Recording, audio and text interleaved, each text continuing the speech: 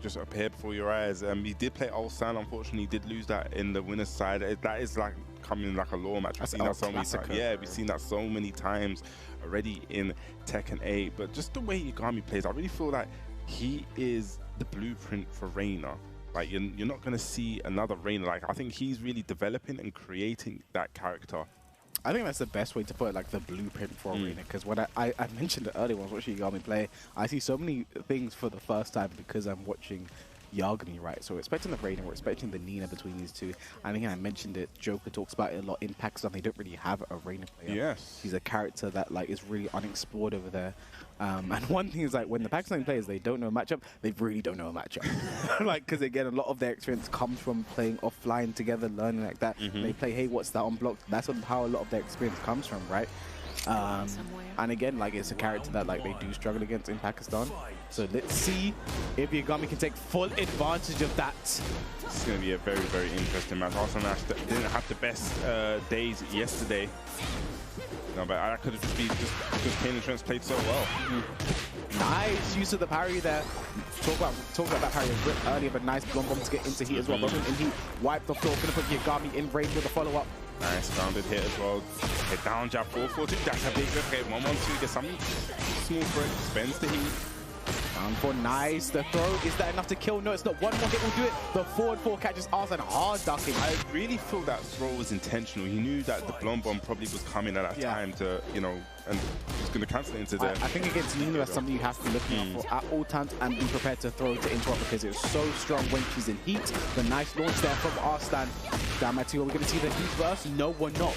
Okay. And a save for a rainy day. Nice. Oh, from both of them. Great interplay, but Yagami coming out on top.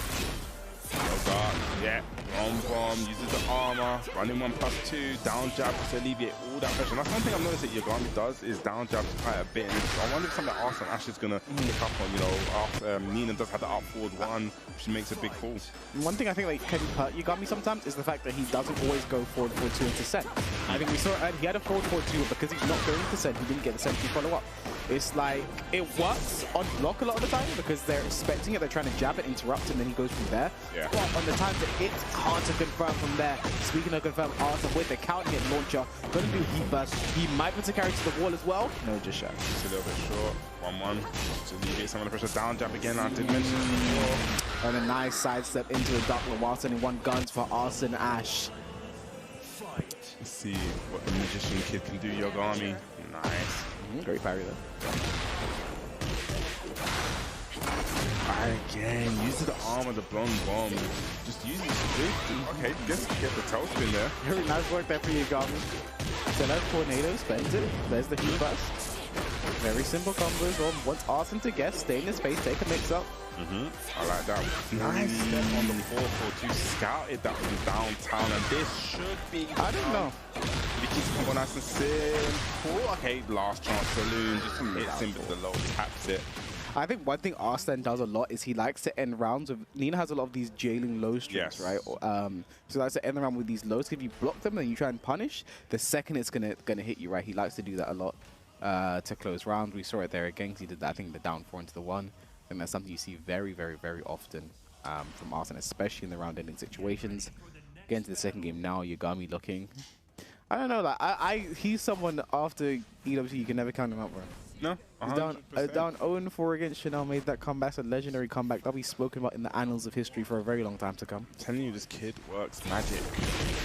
Okay, nice interrupt there. I wonder if that's something Yagami's going to pick up on now that he's trying to jab and really just mix up like this with the 4-4-2, going into sentai, stopping. Okay, hell sweep. Down 4-1 pressure. Down 4-1 back at you. Okay, just catches him stepping with the back too. And then we're just playing that low, slow-paced Tekken. Okay, 1-1. Really poking away each other. And something that Rick mentioned about arslanash is that he really strips back Nina's moveset and keeps it really simple and basic. And there's an excellent sidestep there from arslanash. Reverse Ivory getting the launcher. I don't know if it's going to be enough to kill. He still has rage available, gets to the wall, doesn't get to spend it though, drops the combo. Yagami, can you stay alive here? What can you do? Now's your chance to make something happen. Doesn't happen again. Round ending low for Arslan. Does a low with a follow-up. He's expecting to block it. Even if you block it, you're going to try and punish and get hit by the follow-up. Yes. holding it down for one. I like it. Went for the parry now. I like Yagami to mix up his timing. That's a counter hit throw, unbroken. A lot of people don't break that Nina throw, even if it's got a faster break window. Yeah. A nice duck there while standing forward. It trades. Arslan's really just sticking to Yagami, not letting him get anything to it. And again, scouts out the 4-4-2. Nice little 5-step right. Gonna get the wall. Here's the big thing, Bobsy. I mean, you mentioned they played in the set this weekend in the first survival. I think Arslan is someone who, once he has experience on that player, once he's learned the tendency of that player playing a little bit, you can really see that knowledge shine through and the way he adapts shine through. And I think one of the biggest mistakes you can make is if you're about to play Arslan in the tournament, do not play him before. It's as simple as that. Do not do that, because we're simply seeing the rewards of it right now. Arslan up 2 rounds in this second game, going to break the floor. Send him to the sky. I'm gonna spend his Evo. Yagami in serious trouble to down forward just to negate the golden lair. But is it gonna matter? Is it gonna mean anything if arslanash wins this round? And he does. I think we just have to reiterate your point. It just seems like he has the read on him. Even there, just making the hard duck on the walkout. I think he's gonna jab right here. And just ready with the wild standing one punish. Looks so comfortable. And I said this a little bit earlier, that even though arslanash is in the loser's bracket, he's someone you can never ever count out. He is dangerous. We've seen him making the run. Yeah, well, Evo Japan, didn't he just start in losers?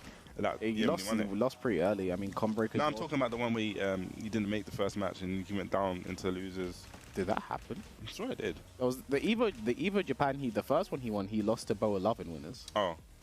Maybe I'm just making that stuff up. Just making stuff up. I'm trying to fabricate the stories. You're trying to pump up the legend of arslanash. But like, yeah, I think why is he hovering Steve? That's an interesting decision. Well, he does have a bunch of characters. Okay. Interesting. You're going for Stephen Fox. I do not know how to feel about this. There was a meme towards the end of Tekken 7 that Yagami was a Steve main.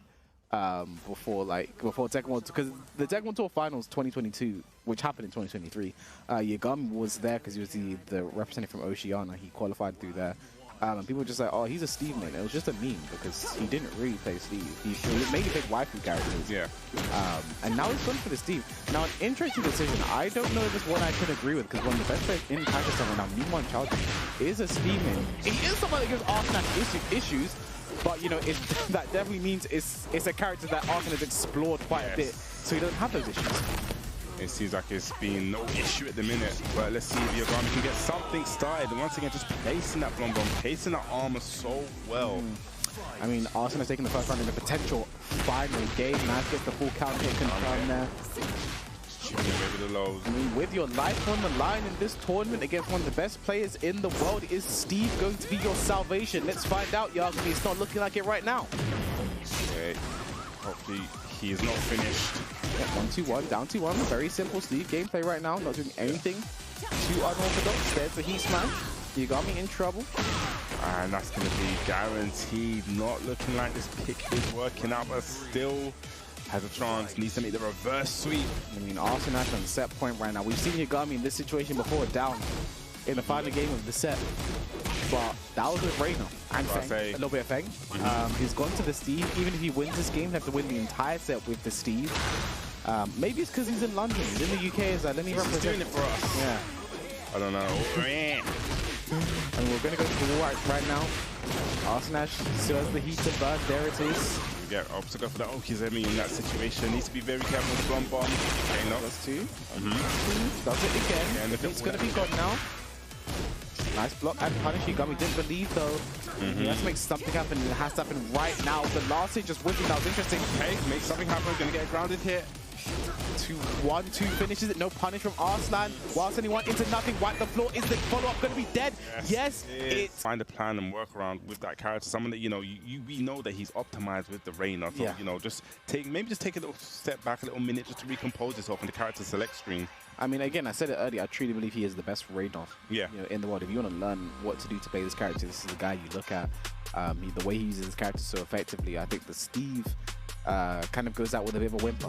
Yeah. You know, I think he was still fighting with the Reina. I don't think there was really a need to switch, essentially.